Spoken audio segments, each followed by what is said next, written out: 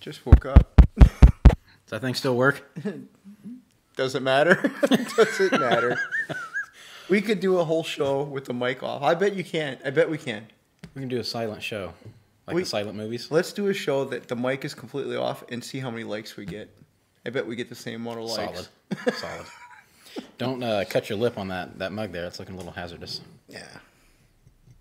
Hey everybody, welcome to the Doe and 5-0 show. It's been a hot minute since we've tried to successfully release one of these. We've made a few. We have tried to make a few over the last, well, my hours changed last year, so really threw life for a loop for me. But Joe and I did try to shoot several shows during the course of the year. And they were awful. Every time I went to edit them, it was just, we were definitely out of our routine, and it showed, and there's no amount of editing whatsoever could make it any less worse than what it usually is on a regular basis. I was going to say. So anywho, we're coming back to for St. Patrick's Day fun. St. Patrick's Day week, Joe. You a big St. Patrick's Day fan? Is that or were you today? when you were younger? It's tomorrow. Obviously not, because he doesn't even know what day it is. No. Well, you get to a certain age. It's not like you can go drinking or anything like that. Yeah. I have a hard enough time getting up anyway. Yeah. St. Patrick's Day is March 17th. We're shooting this on the 16th, so it's tomorrow. By today's standards, yeah. Thanks for that. For all you mathematically challenged people out there. Listen, I still got COVID brain, man. And 6 months ago, that's probably why the show sucks so bad. I'm just going to lose my train of thought. So is that what we're going to blame? All right. We're going to blame it. Made me dumber than I ever was. So. Did you want something to eat? Please get that away from me. It's coming out. Yeah, I can see that. Don't agitate it, man. I think it knocked. For those of you that weren't familiar, that's the can of fermented fish, or another can of fermented fish. Not the can. Not the can. That's probably, I don't even know what happened to that thing. It wasn't touched by wildlife, I'll tell you that. Probably rotting away the ozone in Joe's neighborhood. Keeping with the spirit of St. Patrick's Day, we're going to kick things off, Joe, with a great-grandma who credits Jagerbombs and tequila for making it to the ripe old age of a 102. I think she's probably right. A 102-year-old great-grandma has credited tequila shots, sausage rolls, Domino's pizza, and Jagerbombs for her long life. This is very good news. Lily Bolin celebrated her birthday surrounded by her friends and family, including her 3 children, 5 grandchildren, and 4 great-grandkids. Lily, who lives in a care home in Bromsgrove, is renowned for enjoying a boozy shot at family gatherings, and she loves to tuck into Domino's pizza, Greg's sausage rolls, and cream cakes. Sounds like a bloody brilliant diet. It sounds like something that you would do as a diet almost. Yeah. Thing is, she'd probably live to 200 if she wasn't eating like that. So if you add Jagerbombs to your diet, you may live to a ripe old age of 102 as well. Nobody wants that. Incredibly, the fun-loving granny tried ice skating for the very first time at age 99 and absolutely loved it. And now she's a pile of dust. She celebrated her 100th birthday by knocking back a tequila shot, but her favorite pastime is watching her great-grandkids play. Lily is the only child of parents Lily and Frank Dutton. She married Jeffrey Bolin, and the couple had 3 children, Tricia, Dale, and Martin. Sadly, her husband passed away back in '88 at the age of 68. Lily has watched her family grow over the years, with her children giving 5 grandchildren. She's now a great-grandmother to Toby, Mila, Alfie, and well, you don't hear that name much anymore, and Lottie. Well, this is in England or something, isn't it? Yeah. Her granddaughter says her favorite pastime when she can is to watch her great-grandkids play. She celebrated her 102nd, we'll put up a picture there for you guys, her 102nd birthday by taking a Jagerbomb shot. She looks pretty ecstatic about that, Joe. She's pretty young and spry there for 102. She doesn't look bad, but so her kids are probably in their late 70s, early 80s. Yeah, maybe. I wonder if they're all still alive. Yeah.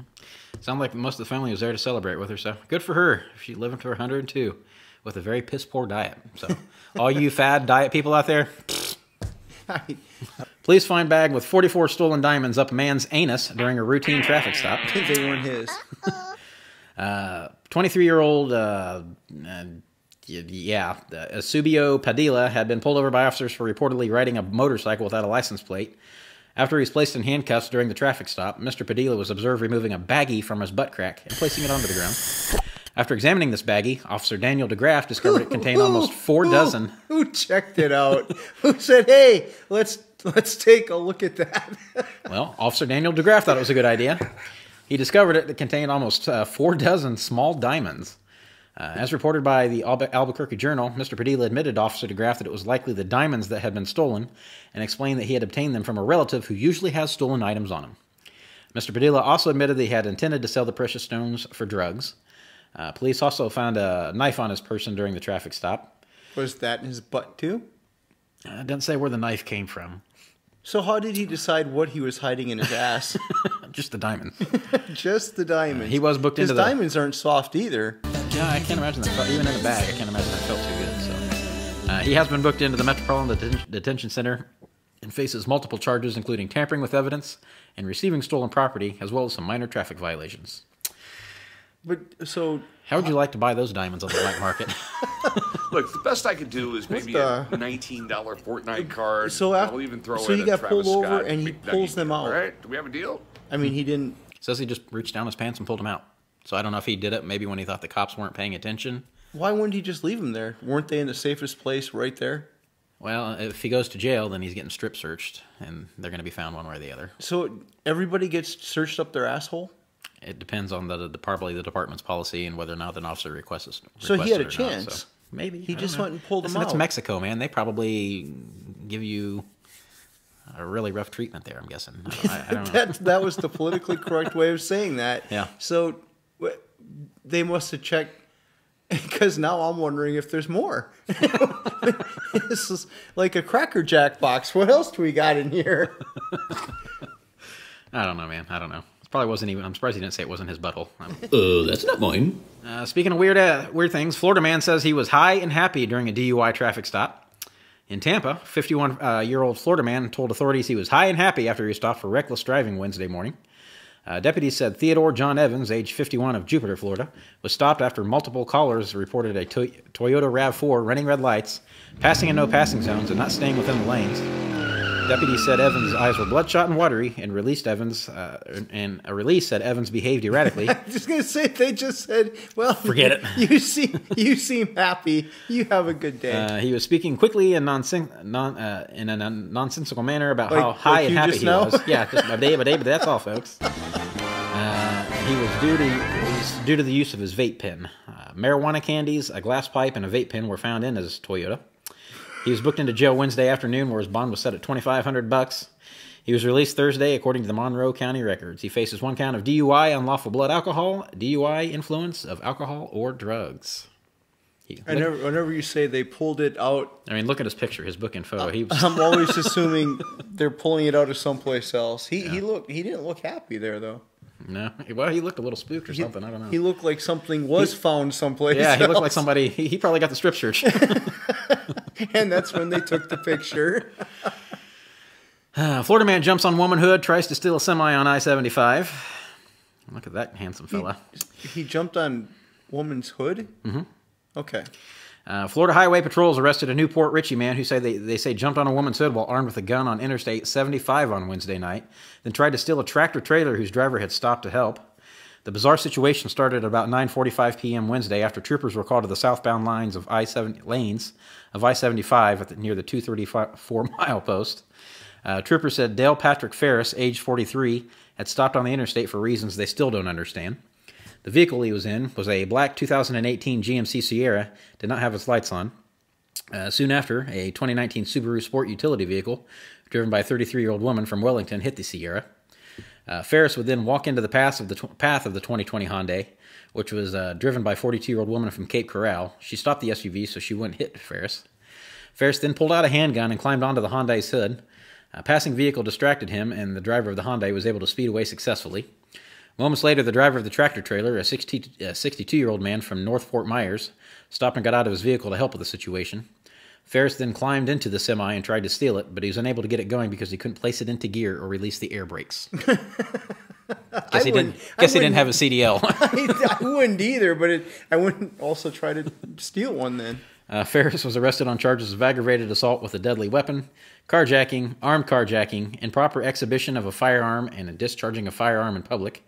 Troopers said that at some point during the ordeal, Ferris fired shots into the roadway. Several spent shell casings and the handgun were recovered by the troopers. He's being held at the Hillsborough County Jail without bail.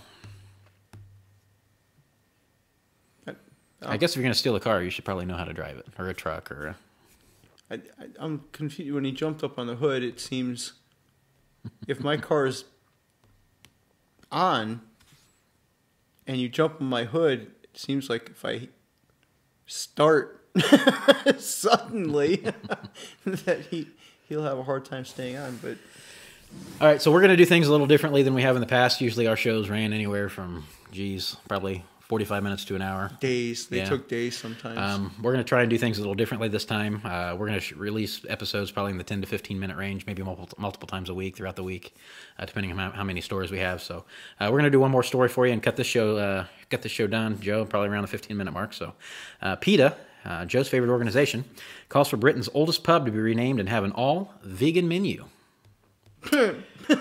Animal rights groups PETA has suggested that Britain's oldest pub should change its name from the Ye Old Fighting Cocks.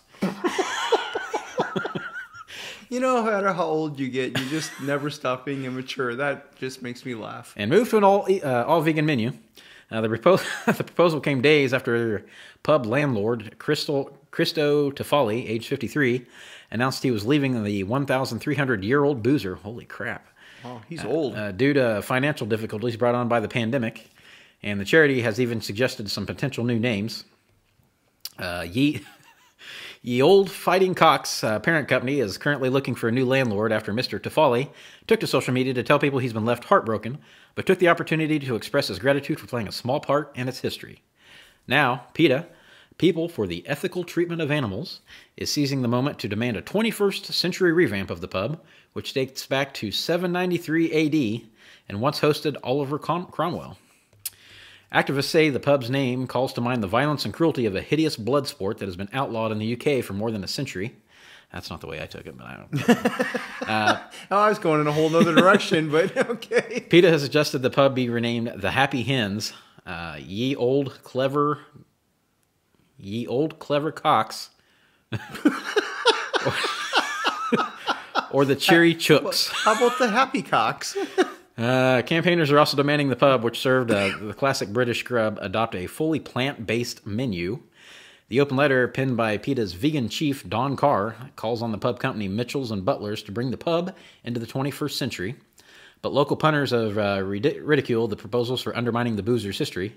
One person wrote on Facebook, "It's an eco-aware, animal-loving human. There's no way they should change the name. Why don't they put their time, energy, and other resources into helping real animal cruelty and leave history and heritage, which speaks the truth, both light and dark, to carry on?" Another agreed, adding, "Not everyone wants to eat vegan food. Why change a historical pub name?" In a simple defiant comment, someone else wrote, "Bonkers. Why is it even any of their business?" Other residents threatened to boycott the pub if it adopted the PETA's proposals. One person said, "If it goes all vegan, I'm not going." In agreement with another commented, "What a bunch of idiots. A pub's in crisis. Let's alienate it even more with a menu, or for what? Less than a quarter of an area's population." Mitchells and Butlers was contacted for comment, and they have not received any news back. I don't get it. Why does anybody give a shit? Because that's what the radical people do. So we're going to call things good on this episode. We appreciate you guys tuning in, and stay tuned later this week for another show.